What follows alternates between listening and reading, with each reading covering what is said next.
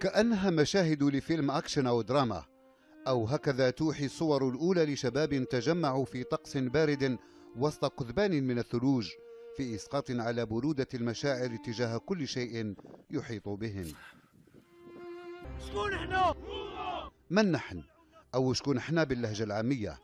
هاشتاغ غزا وسائل التواصل الاجتماعي عبر بشكل ساخر عن خيبات متتالية شهدها المجتمع الجزائري أخيرا، بدءا من التعليم والصحة والتشغيل، وانتهاء بصدمة إقصاء منتخبهم من منافسات كأس إفريقيا.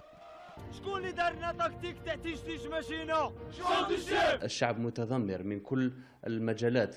جاءت كرة القدم في الأخير لتكون القطرة التي تفيض الكأس وتضيف إلى هموم الشارع الرياضي، الشارع الجزائري الذي كان يتنفس نوعا ما.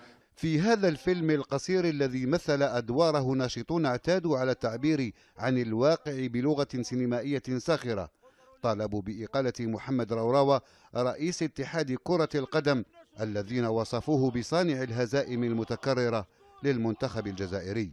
بيتو تعرفوا شكون احنا اللي رانا حابين يخطينا وينسونا. هذا الفيديو فيه قراءات ودلالات كبيرة، تعبر عن اليأس، تعبر عن تعبر لأنه الشعب الجزائري كان ينتظر الكثير في الفيديو. عندما نشوفوا كان أمور رياضية ويتكلموا على أمور سياسية. وبأسلوب درامي حزين أطلق الفيلم صرخة استغاثة أخيرة بعد أن ضاع أمل الفرح والفرجة.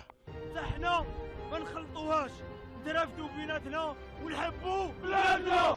همي ضحك وهمي بكي، مثل جزائري ينطبق على واقع الحال بالامتياز، وترجمه شباب أثبتوا مرة أخرى براعتهم في التمثيل الذي ينتهي غالبا بمشهد حزين مؤثر لواقع مشابه، لكن أمل التغيير الهادئ يبقى يراود هؤلاء. أحمد حرز الله، العربية، الجزائر.